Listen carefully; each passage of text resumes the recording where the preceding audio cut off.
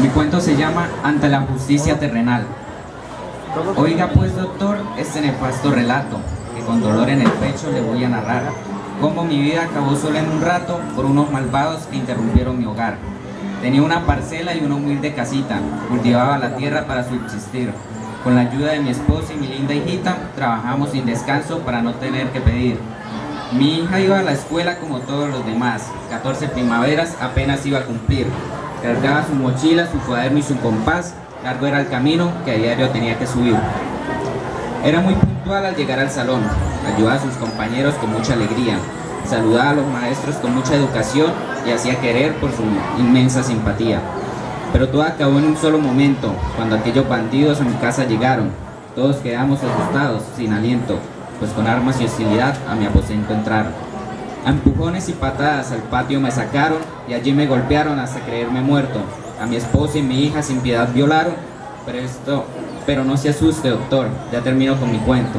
Con dolor e impotencia profunda cavé la fosa, allí enterraba todo lo que más quería, mi pequeña hija, mi fiel esposa, que murieron por culpa de una guerra que no es mía. Ahora que el gobierno habla de perdón, paz, reconciliación, cuente con mi apoyo, apreciado doctor, porque debemos perdonar como enseña mi Dios y evitar que a alguien más le pase lo que a mí me pasó. Bien. Luz Dari Peña, también de grado 10A, participa tanto en cuento como en canto. Ya hizo el canto, el cuento lo vamos a escuchar.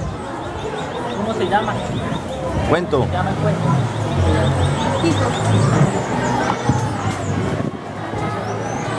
Había una vez un lápiz, un hermoso lápiz llamado Pipo. Así le decían los otros, los colores. Quería escribir los mejores poemas de amor, perdón y reconciliación, guiados por un buen escritor. Pero Pipo tenía un problema. Como era el más listo e inteligente, sus amigos le tenían envidia por todo lo que él soñaba y quería realizar. Un día, mientras descansaba en una vitrina de una lujosa tienda, alguien lo eligió y lo llevó a casa. En ese momento Pipo se dio cuenta que sus sueños se harían realidad. Escribiría muchas poesías y haría feliz a la gente. Pero al cabo de unos minutos entendió que solo era un chico estudiante de matemáticas y no aquel escritor con que él tanto soñaba. Pipo pasa mucho tiempo desarrollando problemas matemáticos y diferentes ecuaciones algebraicas. Luego el estudiante lo guardó en una caja y allí pasó largos años. Pipo pensaba que no saldría de aquel lugar. Un buen día, una mano misteriosa lo tomó de su delgado cuerpo y empezó a escribir y a escribir. Pero Pipo ni siquiera recordaba cómo eran las letras, pues había pasado mucho tiempo allí, en aquella cajita, sin darse cuenta que aquel estudiante había crecido y ya era un escritor, un poeta. Pipo, al cabo del tiempo, empezó a recordar sus sueños mientras que ellos se hacían realidad. Así que pronto empezó a ser el lápiz más feliz de todos. Él en su interior sentía un vacío y recordó a sus amigos los colores. Sabía que tal vez en aquella tienda no podía servir a los demás. No podían pintar el mundo como ellos también soñaban. El gran escritor no solo escribía, también pintaba. Por eso Pipo le habló de sus amigos, los colores, para que ellos tuvieran la oportunidad de realizarse. Y fue así que dejaría a un lado las letras y empezaría a descubrir el maravilloso mundo de la pintura. Pronto aquel hombre anónimo para Pipo lo empleó en un hermoso dibujo relacionado con el amor, el perdón y la reconciliación. Pero su alegría empezó a crecer cuando el pintor aplicó unos colores, diversidad de matices. Sorprendido, se dio cuenta que eran sus amigos, con los que había tenido algunas diferencias en el pasado.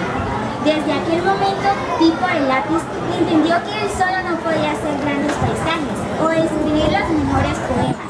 Siempre necesitaría la ayuda de sus amigos, aquellos que le pondrían color a las grandes obras de arte. Gracias. Gracias, Luz Dari. Mónica Arévalo Pérez, 10º C. No llegó. Milena Patricia.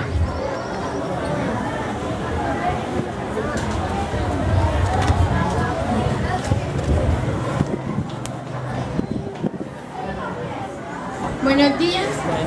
Mi cuenta se llama Para perdonar no necesita ser grande. Es un poquito largo, entonces les voy a hacer un poquito de resumen.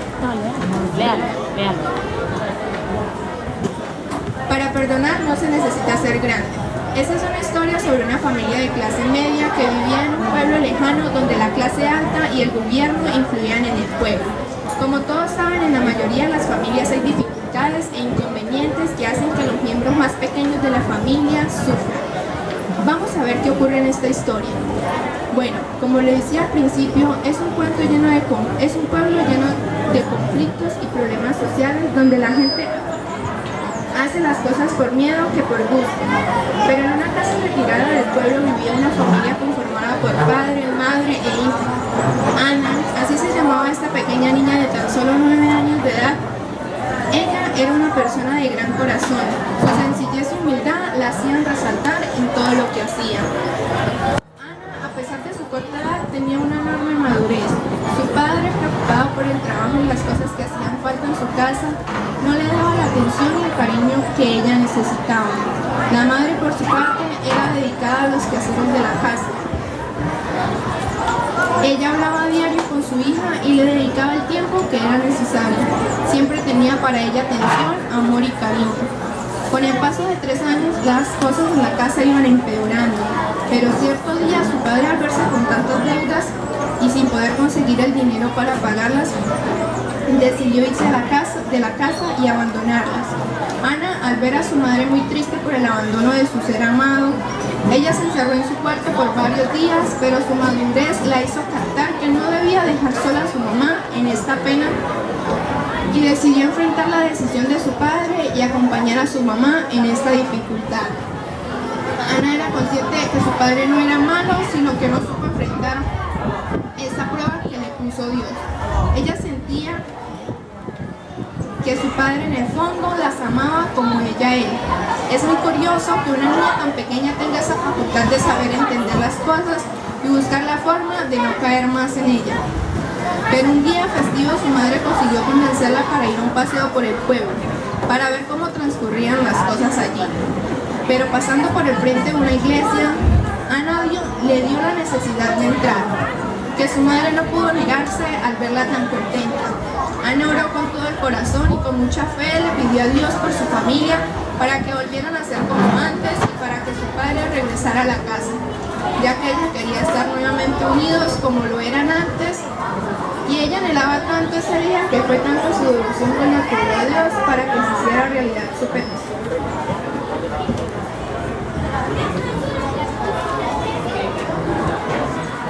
Al salir de la iglesia y de dar otro paseo por los alrededores del pueblo, regresaron a casa. Pero tanto fue la dicha al encontrar a su padre sentado en la puerta de la casa que Ana se le lanzó y le dio un fuerte abrazo y le dijo que lo amaba con todas las fuerzas del mundo y que lo extrañaba demasiado como su madre. El padre, al ver que su hija y su esposa no sentían ningún rencor hacia él por lo que les había hecho, se sintió tan mal que de sus ojos brotaron unas lágrimas de tristeza y, reclinándose a abrazar a su hija, le pidió perdón a las dos por haberlas abandonado y por no estar con ellas cuando más lo necesitaban. La niña, asombrada por el poder de Dios, abrazó fuerte a su madre, le dio un beso y le agradeció por haberla llevado a la iglesia, que había sido el mejor lugar a donde habían ido, y que por haber orado con tanta fe se le había cumplido su deseo. Después de esto, su madre perdonó a su esposo y se reconciliaron nuevamente. Él les prometió que jamás las volvería a dejar, que ese tiempo que pasó sin ellas había sido el peor, pero que ahora que tenía un nuevo trabajo y que con su salario podría cubrir los gastos de la casa, no había de qué preocuparse. Con el paso de los meses, el padre pudo pagar sus deudas y dedicarse más a su hogar y a su hija. El amor regresó a la casa gracias al buen corazón de la niña, que no dejó que su familia se destruyera y con fe logró lo que parecía imposible: perdonar, amar y continuar la vida, aunque hayan mil dificultades y se pongan en nuestros caminos las más duras pruebas. Hasta el momento se sabe que el padre continúa trabajando y su madre les dedica todo su amor y cariño a los dos seres amados. Ana ya cumplió sus 15 y Y el mejor regalo que le pudieron regalar sus padres fue estar con ella en ese momento.